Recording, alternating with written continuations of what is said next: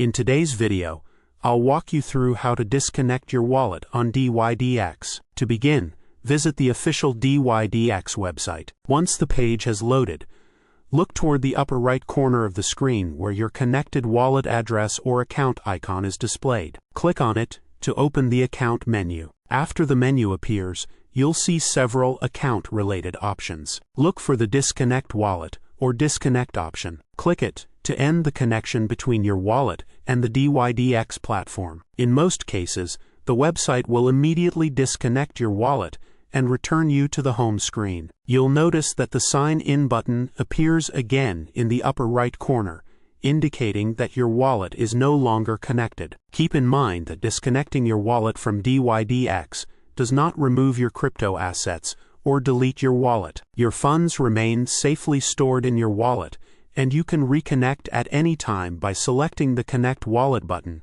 and approving the connection request again. That's all there is to it. Disconnecting your wallet on dYdX only takes a few seconds and is an easy way to maintain the security of your account.